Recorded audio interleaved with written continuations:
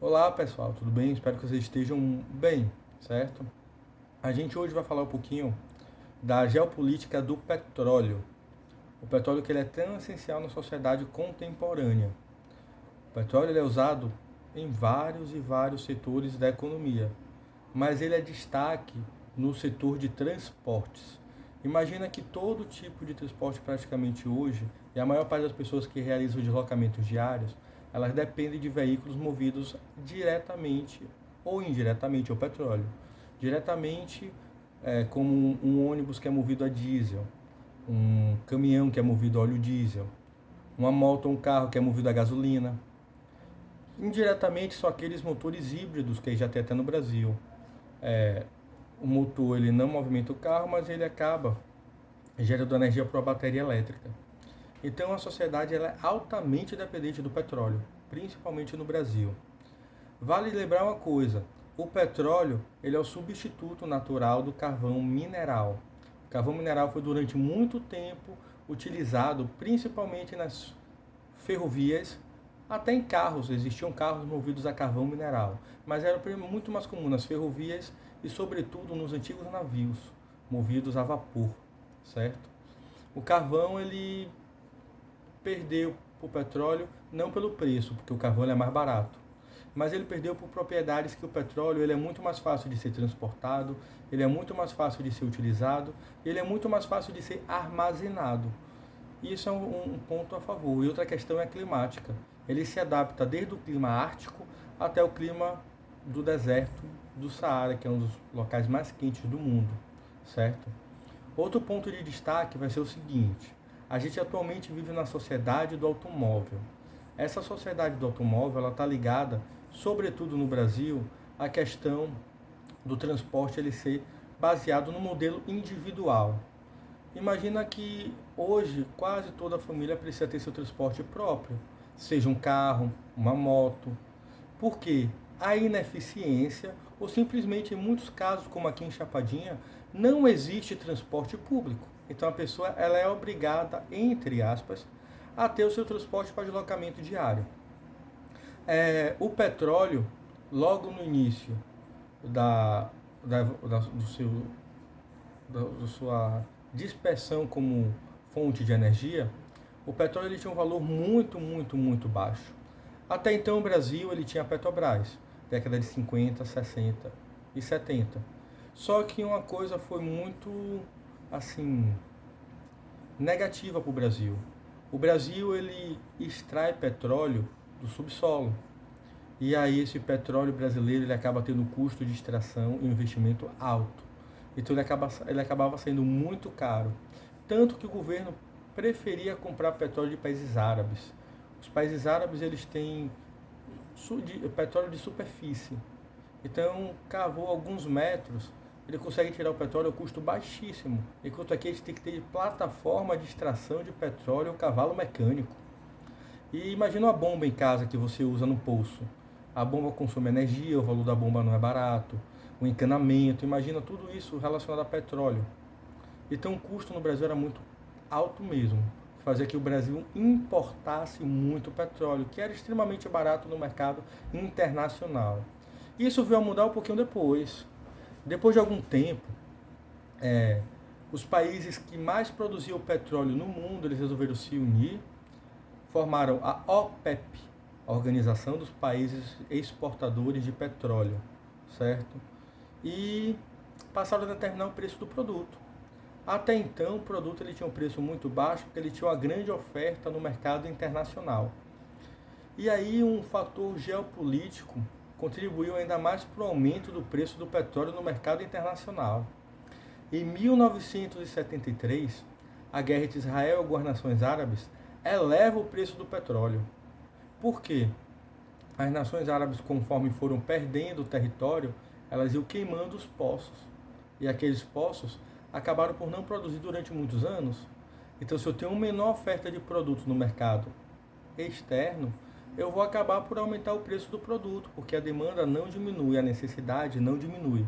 E aí o preço subiu bastante. O primeiro choque do petróleo fez o preço do barril triplicar, multiplicar por 3, né? Aí então tudo bem, uma guerra terminou, o mundo teoricamente viveu um período de estabilidade nessa questão do acesso ao petróleo, até que em 1989 se repete o segundo choque do petróleo.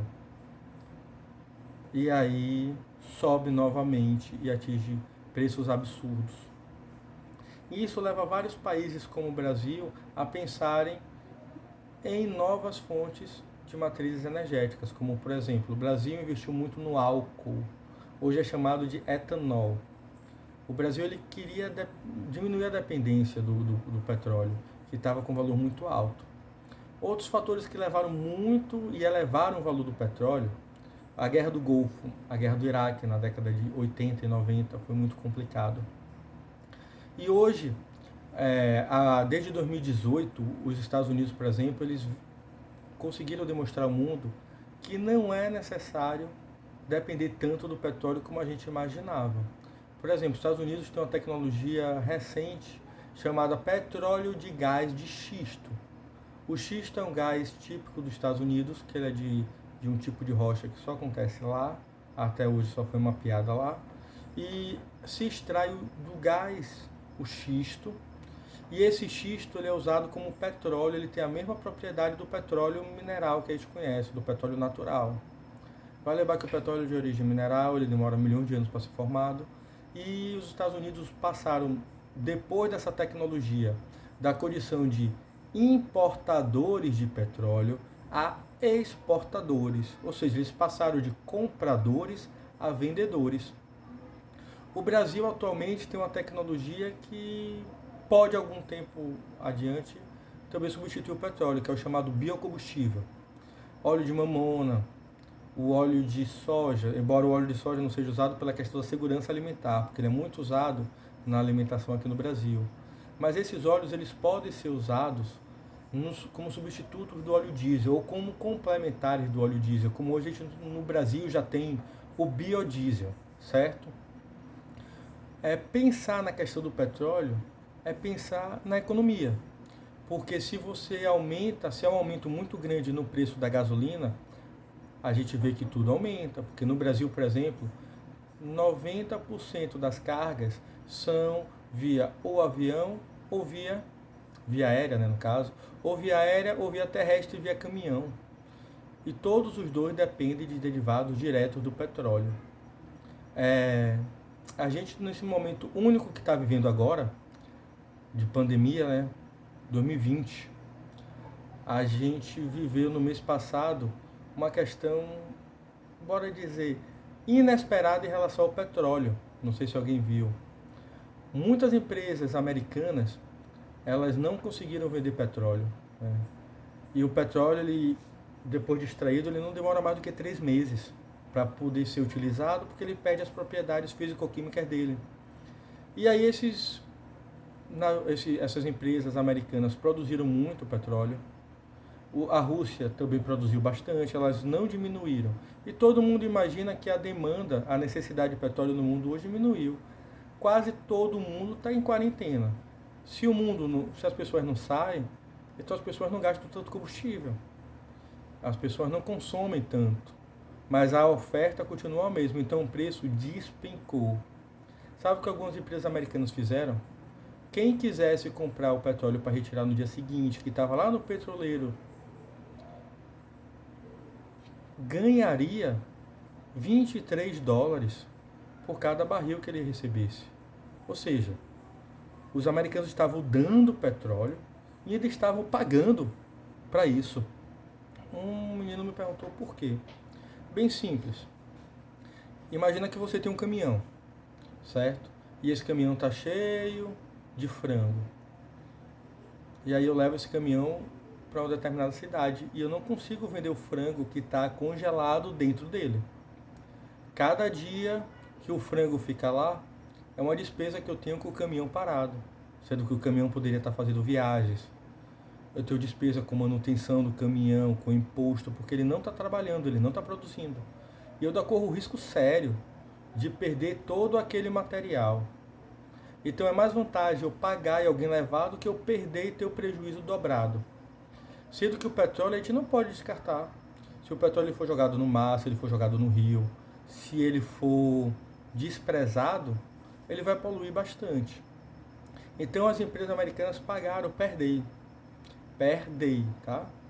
Per day é para você pagar pelo dia, para você pegar o petróleo no dia seguinte, ele não vai ser armazenado.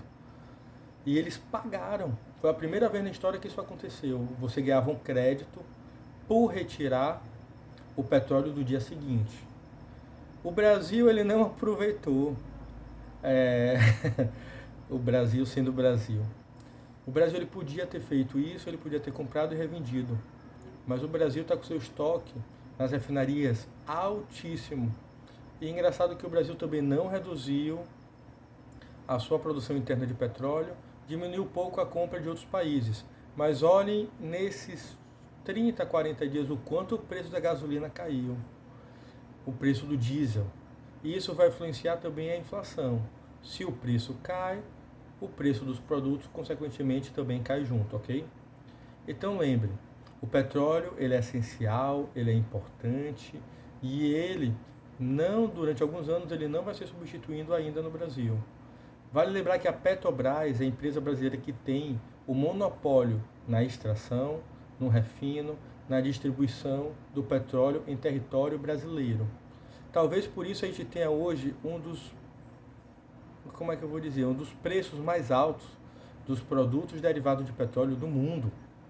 Porque outras empresas não podem vir e sem concorrência não tem queda de preço. Um dos mecanismos mais utilizados no mundo para queda de preço é a concorrência. O preço ele é formado também por isso. Então vale lembrar, o Brasil ele depende do petróleo, nós dependemos e essa geopolítica vai continuar durante algum tempo. Vamos rezar que essa pandemia passe logo, que tudo volte ao normal. Volte a ser como antes, eu acho que não, mas ao normal eu acho que algumas coisas vão voltar. Aquele abraço.